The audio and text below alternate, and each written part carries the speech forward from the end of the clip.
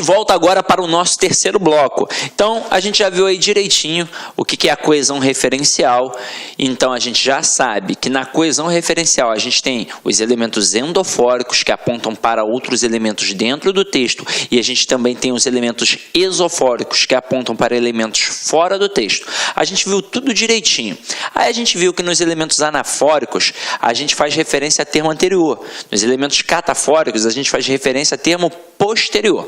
Nós vimos que o principal elemento para evitar a repetição dentro de um termo é o pronome, mas nós também vimos que o substantivo também pode evitar a repetição de outro substantivo.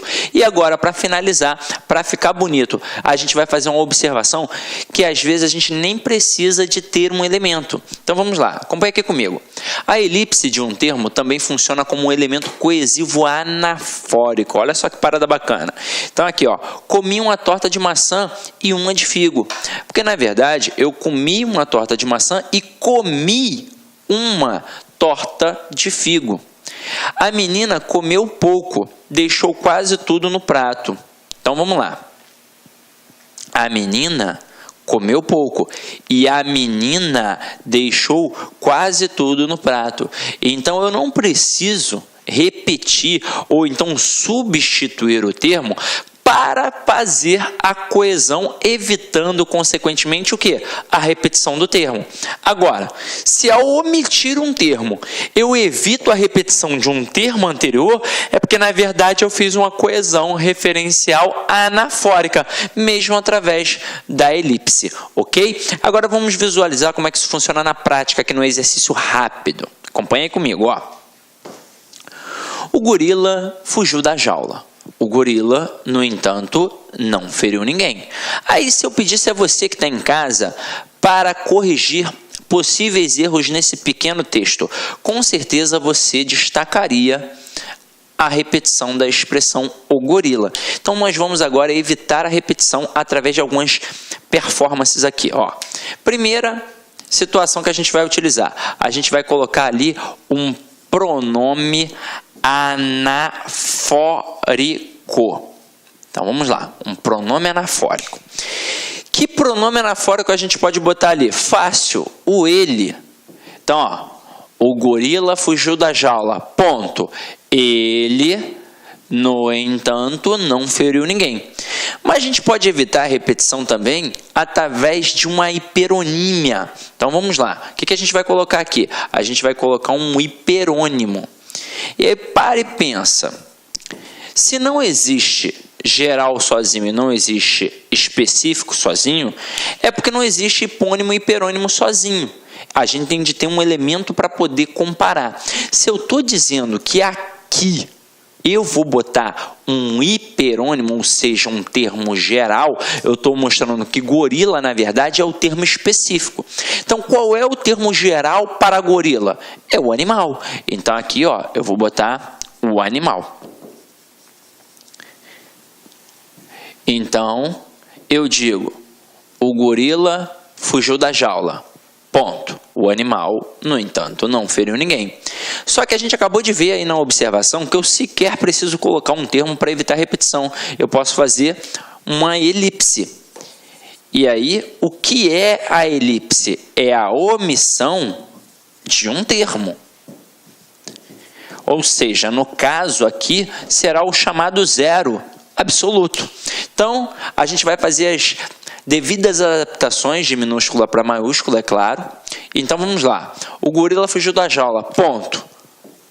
É o zero, né? No entanto, não feriu ninguém. E aí diz para mim, quem foi que não feriu ninguém? O gorila. Então, o meu conhecimento de mundo permite saber que quem não feriu ninguém foi o gorila. Ou seja, o texto está coeso e coerente. Então, aqui a gente fez um processo de coesão referencial. E em todos os processos, seja utilizando um mero pronome ou um substantivo de valor hiperônimo ou a omissão, a gente sempre evitou a repetição de um termo anterior. Ou seja, nos três processos eu fiz uma coesão referencial anafórica. Só que aqui nesse texto a gente pode brincar de fazer coesão sequencial também, que vai ser o nosso próximo assunto. Quer ver? Vou apagar aqui. E agora a gente vai fazer um ajuste. Eu vou tirar o gorila repetido aqui, ó, e vou botar o ele. Então, ó, o gorila fugiu da jaula, ponto. Ele, no entanto, não feriu ninguém. Se é questão de coesão sequencial, eu vou trabalhar em cima da expressão no entanto. Aí o que o camarada pode fazer contigo? Ele pode pedir para você substituir o termo no entanto por outro que mantenha o mesmo valor semântico, que mantenha o mesmo sentido. Então vamos lá. Letra A, o camarada bota portanto. Letra B, o camarada bota conquanto. Letra C, o camarada coloca porquanto.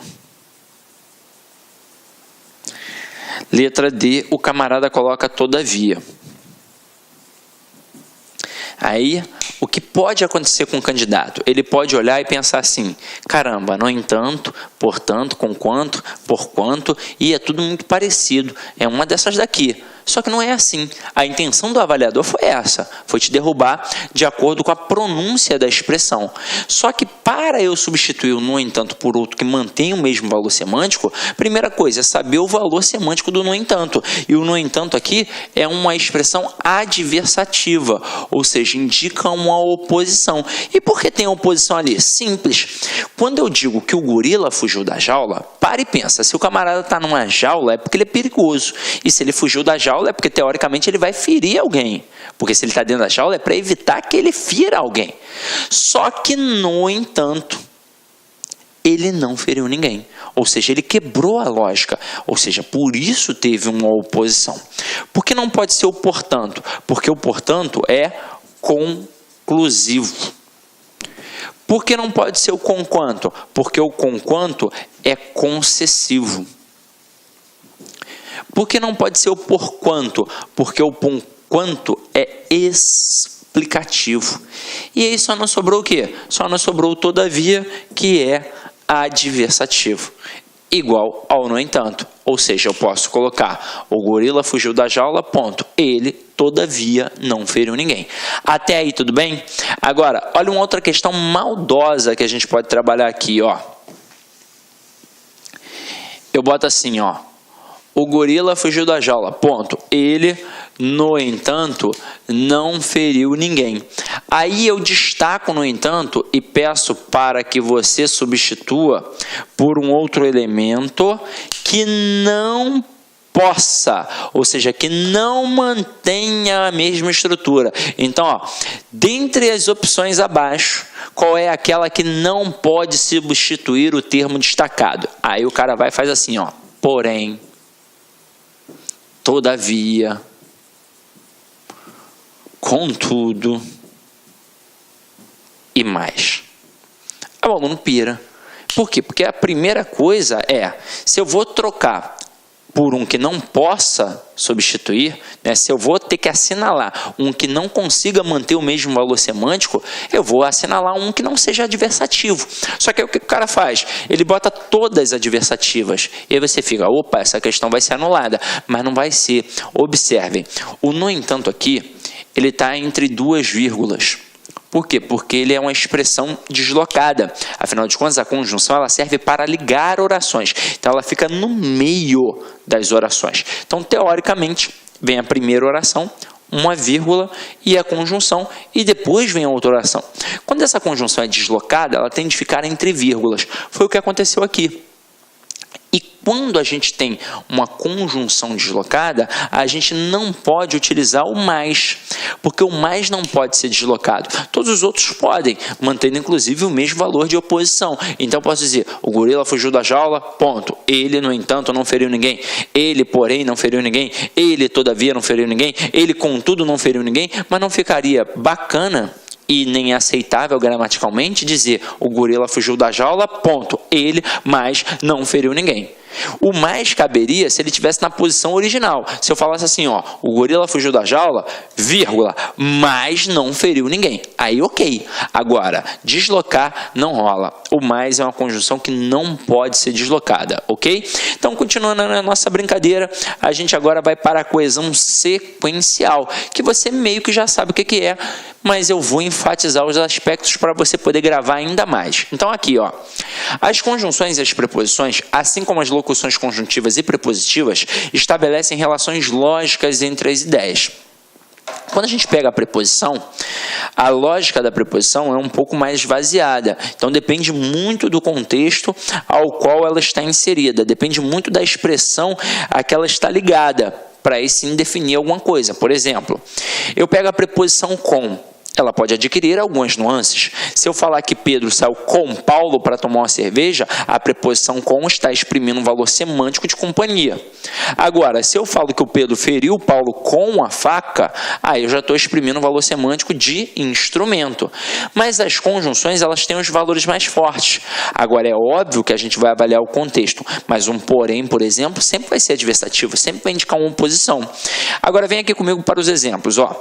Caso precise de mim, telefone. Então, o termo caso, ele indica o quê? Uma condição. Ou seja, só é para telefonar se realmente precisar. Porque se não precisar, não gaste o meu tempo. Agora aqui, assim como o Brasil, outros países latino-americanos estão crescendo. Esse assim como define uma relação de comparação. Ou seja, o Brasil está crescendo como os outros países latino-americanos. Então, gravem as conjunções. Essa é a verdade, tá? Agora, se você não fez a aula de conjunção na parte gramatical, saiba que você pode adquirir esse produto gratuito, só o de conjunção, no site cidconcurso.com.br, no menu documentos.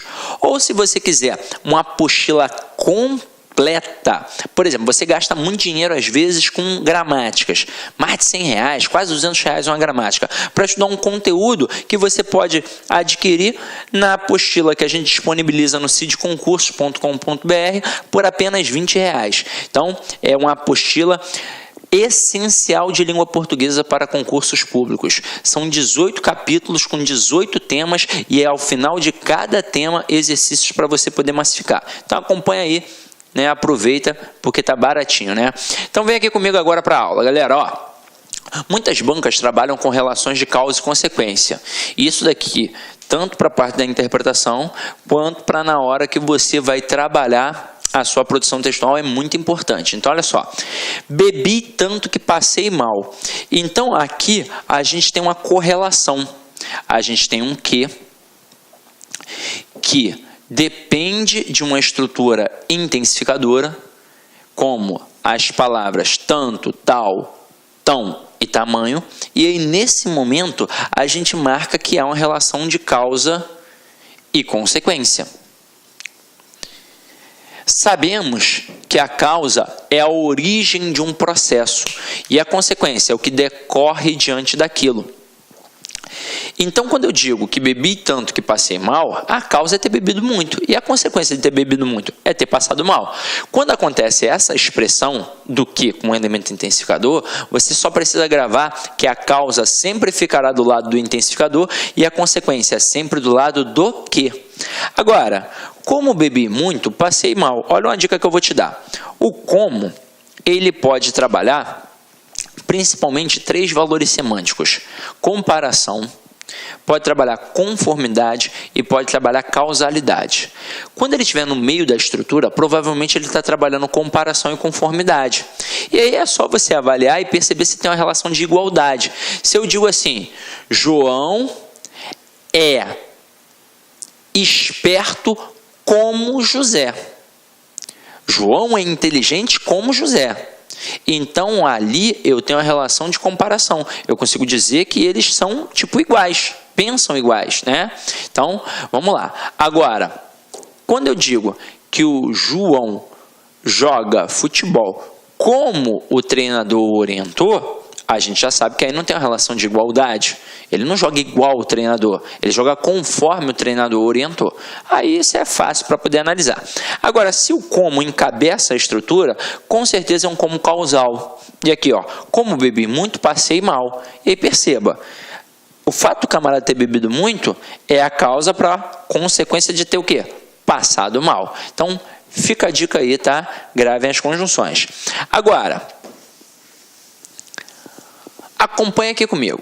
Outras bancas trabalham com relações de oposição, adversidade e concessão. Isso aqui, galera, é o seguinte. Quando eu digo assim, umas bancas trabalham assim, outras bancas trabalham acolá, na verdade, as bancas, elas trabalham sempre esses valores semânticos. Umas têm preferência por causa e consequência, outras têm preferência por oposição. Na verdade, a maioria até tem preferência pela oposição.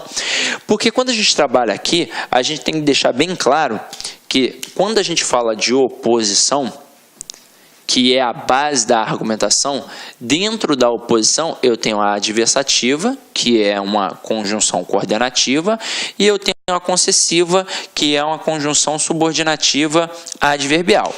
Se as duas indicam oposição, alguma diferença tem de ter entre elas. A diferença é que a adversativa serve para enfatizar e a concessiva serve para minimizar. Sidney, não entendi nada. Então vamos lá. Se serve para enfatizar, serve para deixar o argumento forte. E se serve para minimizar, serve para deixar o argumento o quê? Fraco. Então acompanha aqui comigo nos exemplos agora, ó. Quando a gente diz aqui, ó, choveu, mas fui à praia. E fui à praia, mas choveu. Onde eu coloco a conjunção adversativa, eu sempre enfatizo. Sempre, sempre, sempre. Então aqui, ó, choveu, mas fui à praia. Eu enfatizei o lado daí da praia e minimizei o lado da chuva. Então, beleza, choveu. Mas não importa. O que importa é que eu fui à praia. Então, estou diante de uma pessoa feliz. Agora, fui à praia, mas choveu. Então, enfatizei a chuva e minimizei a ida à praia. Então, no final das contas, o que importou? A chuva, que acabou estragando o quê? O meu passeio. Agora, observem, em relação à interpretação. Quando a gente pensa em compreensão e interpretação, essas duas frases, em relação à compreensão, elas são idênticas. Mas em relação à interpretação, elas são diferentes. Por que elas são idênticas em relação à compreensão? Porque nas duas frases teve chuva e teve ida à praia. Isso foi exposto, está dentro do texto. Agora, em relação à interpretação, que exige um pouquinho mais de conhecimento de mundo, elas são diferentes, mesmo nós tendo utilizado a conjunção adversativa nas duas frases. Só que é o seguinte, tem de observar qual foi a posição em que argumento eu coloquei a adversativa. Isso é uma chamada questão de reescritura de frase. Por mais que eu tenha utilizado a conjunção mais, que é a adversativa, as duas frases acabaram sendo diferentes na interpretação. Por quê? Porque a gente colocou o mais em argumentos diferentes nas frases que aqui a gente apresentou. Então, na primeira, a gente colocou o mais do lado da ida à praia.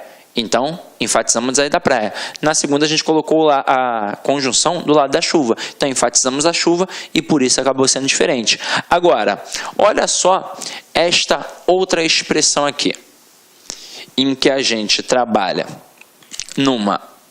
uma conjunção adversativa e na outra uma conjunção concessiva, e que vão acabar sendo o quê? Iguais, mais uma vez pela posição da estrutura que a gente vai utilizar. Então, na primeira, choveu, mas fui à praia. Então, enfatizei a ida à praia e minimizei o quê? A chuva. Então, estou diante de uma pessoa feliz. Agora, na outra, ainda que chovesse, fui à praia. A conjunção concessiva, ela minimiza. Consequentemente, faz o que com o outro lado? Enfatiza. Então, aqui eu minimizei a chuva e enfatizei a da praia. Exatamente como a gente fez no exemplo acima. Então, na hora da prova, quando o camarada trabalhar as adversativas e as concessivas, numa questão, por exemplo, de reescritura de frases, você tem de observar o que realmente está sendo enfatizado. Quando o cara usa a adversativa, ele enfatiza aquele argumento e minimiza o outro. Quando ele usa a concessiva, ele minimiza o argumento que ele está utilizando a concessiva para poder fazer o que com o outro lado? Enfatizar. Então, muito cuidado, tá? Aqui eu coloquei para vocês algumas expressões adversativas e concessivas. Adversativa, mas, porém, contudo, todavia, entretanto, no entanto, e por aí vai. Concessivas, embora, ainda que, apesar de, mesmo que, por mais que, conquanto, malgrado e não substante. E por aí vai também. Então, gravem as conjunções, tá? Agora, o que a gente vai fazer? Vai cair para dentro das questões para poder observar como é que isso funciona na prática. Então, vamos lá, ó. Primeira questão aqui, ó. Deixa eu só beber uma água. Aperto no peito, frio na barriga, cabeça quente. Quem nunca usou essas expressões para traduzir uma emoção? O pronome em destaque cumpre papel coesivo no texto, uma vez que, vamos lá, antes de olhar para as opções, a gente aprendeu que o pronome demonstrativo, ele serve... Olá, meus amigos, minhas amigas, sou o professor Luiz Antônio Carvalho, estou aqui para pedir licença para vocês que estão assistindo esse nosso vídeo no YouTube. Esse vídeo no YouTube nós temos aí uma intenção de promover o nosso trabalho, o trabalho aqui da Lá Concursos. Estou aqui para fazer um convite muito especial para você. Você que quer assistir o final desse curso, dessa videoaula, quer fazer o nosso curso online, você quer, aliás, não quer fazer não, você quer estudar, você quer ficar competitivo para um concurso dessa magnitude aí, um concurso bastante concorrido. Nós aqui da Lá Concurso, preste atenção, isso não é desculpa para ninguém.